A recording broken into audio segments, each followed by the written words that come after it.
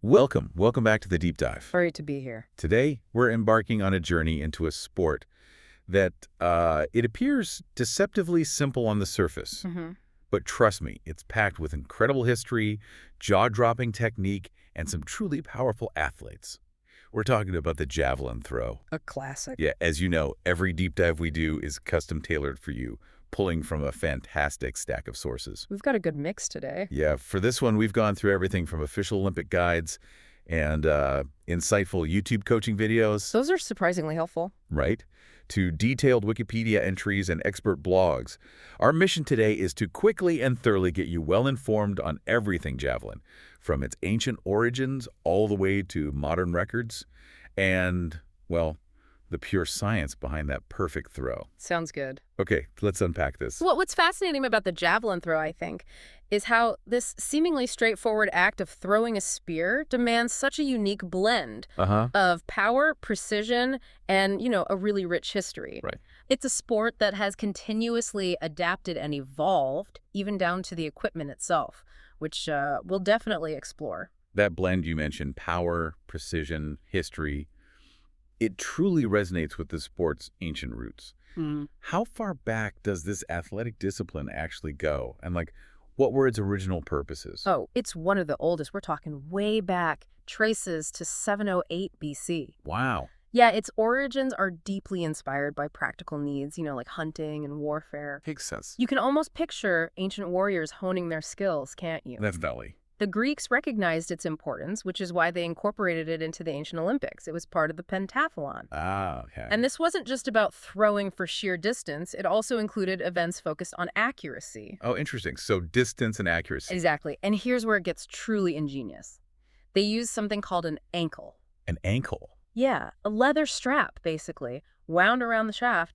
When the athlete released the javelin, the unwinding of this strap imparted a spiral trajectory. Like rifling on a bullet. Precisely. Making it fly straighter and further. They were essentially applying physics millennia ago. It's pretty amazing. That's incredible, a built-in gyroscopic effect from millennia ago. So how has that primal act evolved into the fiercely competitive modern sport we see today, demanding such intense physical effort? What exactly are these athletes throwing now? Well, today, athletes are propelling a finely crafted spear. It's about 2.5 meters long, Okay. weighs 800 grams for men, Right. and 600 grams for women. It's a very technical sport that goes far beyond just brute strength. It requires a perfect synergy of muscles and joints working together. Absolutely. So with such a precise piece of equipment, how do these athletes achieve those incredible distances? What are the fundamental rules that govern, a legal throw? Okay, the basic objective is indeed to throw the javelin as far as humanly possible. The classic goal. Right. But under very specific conditions, athletes use a long, narrow runway. It's 4 meters wide and at least 30 meters long. That's their launch pad. Exactly, their launch pad to build crucial momentum. And a critical rule is that they cannot step outside this runway at any point during their run-up or throw. Okay, stay in the lines. Stay in the lines. And there's that crucial foul line or throwing arc they must adhere to. For a throw to count, the athlete must not cross this line before the javelin is released, right? Correct. No part of the body can touch or cross that line until the javelin is airborne. And once it's in the air, the javelin's metal tip has to land within a very specific, defined, Yeah. 28.96 degrees circular sector. Yeah, that angle is key. Crucially, the metal tip must strike the ground before any other part of the javelin. That's right. If it lands flat or tail first, A foul. it's a foul. The distance is measured from the arc to where the tip first struck the ground, always rounded down to the nearest centimeter. Precision is truly key, isn't it? Absolutely. And this is where javelin distinctly sets itself apart from other throwing events like shot put or discus. How so? World athletics rules specifically dictate the technique. The javelin must be held at its corded grip Yeah. and thrown overhand over the athlete's shoulder or upper arm. So no underhand or sidearm throws. Definitely not. And athletes are strictly prohibited from turning completely around or starting with their back facing the direction of the throw. You can't do those discus-style spins. Ah, okay. Why that rule? Well, this rule was actually put in place after a freestyle spin technique was developed. There was one thrower, Pentti Sarakoski, who reached a staggering 99.52 meters using an end grip back in 1956. Wow. Yeah, but it raised significant safety concerns. I mean, where's that going to land? Right. Unpredictable. So the current rules are designed to ensure both safety and, maintain the unique character of the javelin throw. Okay, that makes sense. So who are the athletes who master this precise and powerful sport? You mentioned it's different from other throwing events. Yeah, it's interesting. While some throwing events are dominated by heavier, more specialized athletes, javelin throwers often share more physical characteristics with, say, sprinters. That's a good observation. Agility, overall athleticism. Exactly. But don't get me wrong, serious core and upper body strength are still absolutely critical. Oh, definitely. You need that power. Javelin throwing is also a key component of multi-event competitions. Like the decathlon and heptathlon. Exactly. It's included in the men's decathlon and the women's heptathlon, which really showcases the athlete's versatility across different disciplines. Right. And importantly, javelin weights are tailored to specific age categories, from junior levels right up to seniors. So younger athletes use lighter javelins. Yeah, ensuring fair and safe competition as athletes develop their skills and power. Makes sense to adapt the equipment to the athlete's development. Now, you mentioned earlier the athlete's body as a catapult. That's a great image. How does a javelin thrower effectively transform their entire body? This is a powerful, dynamic unit. Yeah, if we think about it that way, the javelin thrower effectively transforms their entire body into a catapult. It's not about static positions. Right. It's about mastering a dynamic sequence of body movements that act as a single powerful unit to propel the javelin. This is what we call the kinetic chain. The kinetic chain. Okay. It's the coordinated sequence of muscle actions that transfers power from your feet all the way up, out through your fingertips. That's a fantastic way to put it. So if the body is the catapult, what are the key phases of that action? How does it actually work? Okay, there are basically three major parts to a throw. The run-up, the transition, and the delivery. Run-up, transition, delivery. Got it. In the run-up, the athlete lifts the javelin above their shoulder, pointed metal tip facing forward, the direction of the throw. And they sprint to generate that initial momentum. The arm is bent, kept close to the head, engaging the deltoid to keep that javelin high. Okay. Then comes the transition, which is often called the crossover. Right, the sideways steps. Right. Yeah, it's a series of typically 3 to 4 crossover steps where the body turns sideways. The arm holding the javelin extends way back behind the athlete, palm facing the sky. Stretching the chest muscles. Exactly, stretching the pectoral muscles. This sets up that powerful slingshot effect. The last crossover step is usually slightly longer, efficiently shifting the athlete's weight onto the back foot, getting ready for the explosive release. Okay, loading up the power. Precisely. Finally, we have the delivery. As the front foot firmly hits the ground, the block leg, the torso, moves powerfully forward, and that extended arm begins the explosive throwing action. The javelin is released quickly, with the rotation of the shoulders initiating the movement, transferring force through the triceps, wrists, and fingers. It's a whip-like action. Wow. It's clear that it's not just about turning in place. There's a crucial emphasis on stability and transferring movement from the back of the body to the front, really maximizing that kinetic chain. Absolutely. Linear momentum converted into angular momentum. So what strategies and tactics do athletes employ to master this, really complex sequence? Well, to master this art, athletes utilize different grip styles based on their comfort, primarily the American, the Finnish, and the V-grips. American, Finnish, V-grip. Yeah. For example, with the Finnish grip, placing the middle finger and thumb above the cord helps keep the javelin in a straight line with the throwing arm. It can improve accuracy. Interesting detail. And the run-up itself is a strategy, right? It's typically a 10 to 15-step sprint. Usually, yeah. But throwers often train with progressive steps. They start with a basic standing throw. Right, just from a staggered foot position, rocking back and forth to get the feel, keeping that arm high. Then they add a 3-step throw, the crossover. Yep, adds a single crossover step to generate more momentum, leading directly into that standing throw position. The key here is no pausing. It needs to be fluid. No pausing, okay. From there, they build up to 5-step and 7-step throws, adding increments of 2 more steps to really build speed. But a word of caution for beginning throwers, maybe? Definitely. You generally shouldn't exceed a 7-step approach initially. Build the technique first. Got it.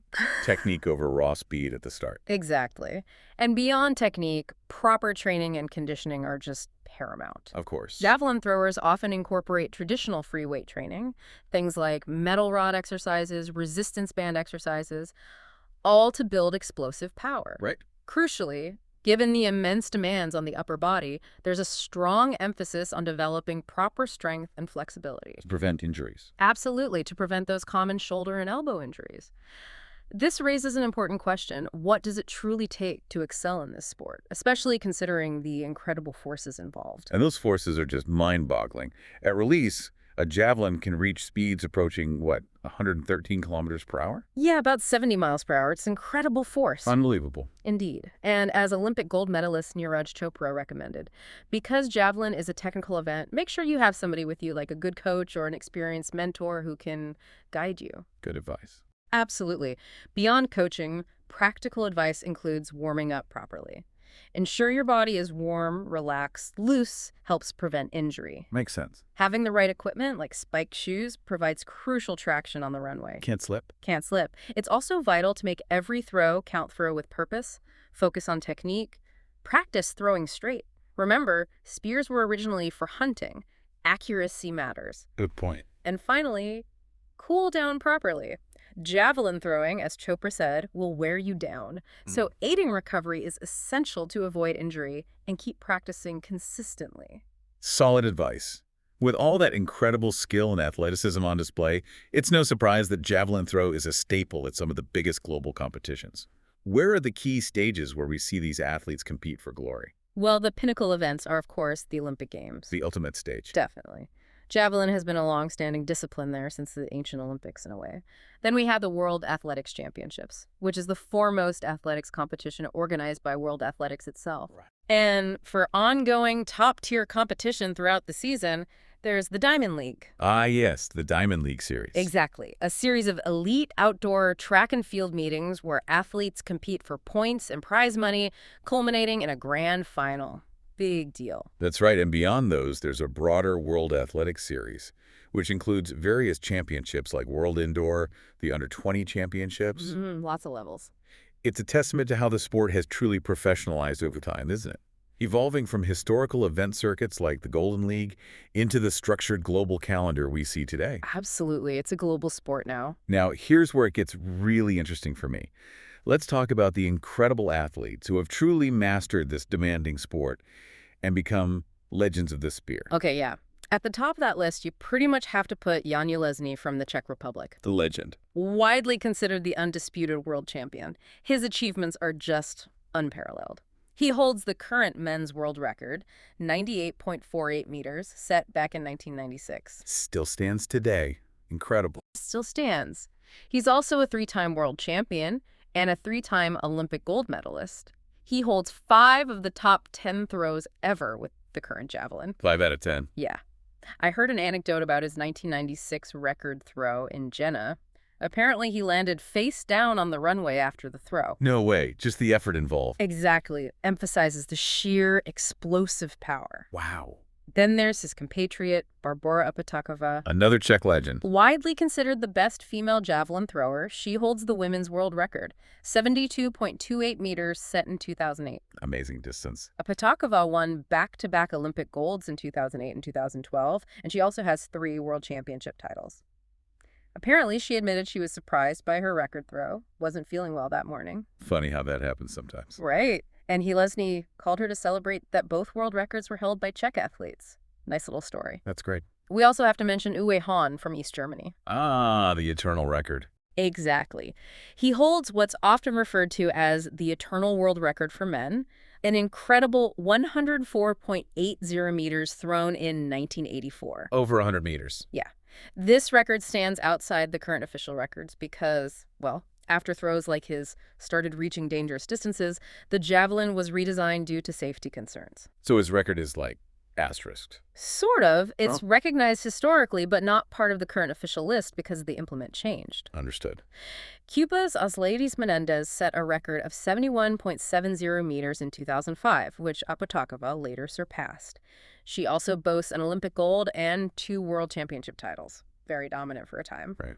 And a truly inspiring story is Julius Yego from Kenya. Mr. YouTube. That's one, nicknamed Mr. YouTube because he famously learned the sport primarily by watching videos online. Incredible in this day and age. Isn't it? He went on to win World Championship gold in 2015 and an Olympic silver. It just proves that with enough drive and passion. Anyone can become an athletic legend. Yeah. This is up there. Germany's Johannes Vetter. He holds the world's second furthest throw right now, 97.76 meters. Very close to Elesny's record. Pushing the boundaries. Definitely. And let's not forget Neeraj Chopra from India. His career has been nothing short of remarkable. Huge star in India, right? Massive. He won the gold medal at the 2020 Olympics, becoming the first Asian javelin thrower and the first Indian ever to win an athletics gold. History made. Big time. He followed that with gold at the 2023 World Championships, making him the first Asian to win gold in javelin at the Worlds. He has an unbelievable streak of consistent podium finishes since 2020. He's always in the mix. Always.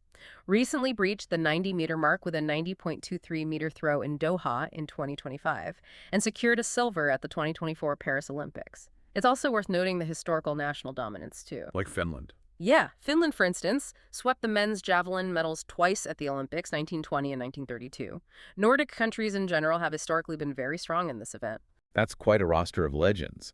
It makes you realize the sheer scale and organization needed to manage a sport with such a global reach, doesn't it? Yeah. What's the framework that supports all this? Absolutely.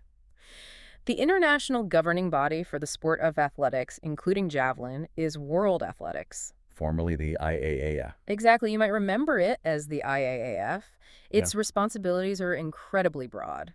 Standardizing rules, certifying athletic facilities, recognizing and managing world records, organizing competitions like the World Athletics Championships. Whoosh shebang. Pretty much.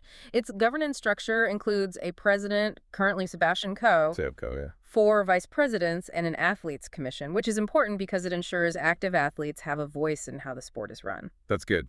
It's a huge undertaking, though. And World Athletics has also faced its share of challenges, right? Oh, certainly. Historically, there have been significant doping controversies. Yeah, I remember some of that. Including whistleblower leaks that revealed what were described as systemic failures within the organization at the time. Right. This led to consequences like the eventual ban of Russia and Belarus from competitions. And we should be clear, we're just reporting on factual content from our sources here, not taking sides or endorsing any viewpoints. Exactly, just outlining what happened. Yeah. And World Athletics has also had to navigate evolving rules on sex eligibility, specifically for intersex and transgender athletes. That's a complex area. Very. Yeah. Recently, World Athletics took what they called decisive action to protect the female category by setting stricter testosterone limits and excluding transgender women who have gone through male puberty from competing in the female category. The organization continues to adapt its policies in response to these complex issues. It's an ongoing process, it seems. Beyond the competitive arena, the javelin has left its mark on culture as well, hasn't it? What are some ways this ancient sport has influenced other fields? It certainly has, in subtle ways. For instance, back in 1994, the composer Michael Tork wrote a piece simply titled Javelin. Oh, really? Yeah, it was commissioned for the 1996 Summer Olympics in Atlanta. The sport has also been featured on collector's coins. Like, there's a Finnish 5 coin minted in 2005 to commemorate the World Championships held in Helsinki, and it depicts a javelin thrower. Cool. It's a subtle but powerful way for the sport to extend its influence, constantly reminding us of its ancient roots and symbolic power. Definitely. And that brings us neatly to an advanced insight into the sport's historical evolution, particularly around those javelin redesigns you mentioned earlier. Right, the changes to the spear itself. What's fascinating here is how the sport itself has had to adapt. Why were these changes necessary again? The reasons for these changes were primarily twofold. One, increasingly frequent flat landings, which made judging really difficult. Did it land tip first or not? Ah, okay, ambiguity. Exactly. And two, the potentially dangerous distances being thrown. We mentioned Uihan's 104.80-meter throw. Right, nearly out of the stadium. Exactly. Throws like that were becoming a significant safety concern within stadium confines, sometimes exceeding the available landing area. Okay, so they had to act. So to address this, the javelin was physically modified. How? For men's javelins, the center of gravity was moved 4 centimeters forward. That was back in April 1986. 4 centimeters. Doesn't sound like much. Doesn't sound like much, but it makes a difference. Women's javelins underwent a similar modification, also 4 centimeters forward, in April 1999. And what did moving the center of gravity do? This design change caused the javelin to dip faster in flight, nose down more readily, Okay. which reduced the overall flight distance by about 10%. Deliberately shortening the throws. Deliberately, yeah. But, crucially, it also ensured it stuck in the ground much more consistently. Solving both problems at once. Exactly. Made it both safer and easier to judge accurately. Clever solution. And there's another layer to this equipment evolution. Records set with so-called dimpled or rough-tailed javelins between 1990 and 1991. Trying to get more aerodynamic advantage. Presumably, yeah. Those records were later nullified because those specific modifications were forbidden by the rules. So constant tweaking and rule adjustments. It truly illustrates the constant push and pull between athlete performance, equipment innovation, and the paramount need for safety and fairness. It's a fascinating dance, really. It really is. These changes underscore the dynamic nature of athletics and its governing bodies, which are always striving to balance that peak performance with fairness and, keeping the athlete safe. A tough balancing act. So what does this all mean for you, the well-informed learner? We've journeyed from the javelin's origins as a weapon of ancient warriors to its status as a highly technical, dynamic Olympic sport shaped by both incredible human performance and these deliberate, often safety-driven rule and equipment changes. Yeah, if we step back for a moment, javelin throw truly embodies the human quest for pushing boundaries, not just physically, Right. but also in how we define and adapt our competitive pursuits over centuries. It's a testament to ingenuity, strength, and that continuous evolution. It really is. So considering this constant evolution of equipment and rules, always trying to balance safety and performance, what do you think is the next big frontier for a sport as ancient and fundamental as the javelin throw? Good question. Will human potential, continue to outpace our current understanding of safe limits? Or will the javelin's design finally find its ultimate unchanging form? Something to think about. Definitely something to mull over. Will technology play a bigger role? Athlete conditioning, where does it go next? Exactly. Well, thank you for joining us on this deep dive into the javelin throw. My pleasure. We hope you're feeling well-informed and perhaps even inspired to explore more about your own interests. We'll catch you next time on The Deep Dive.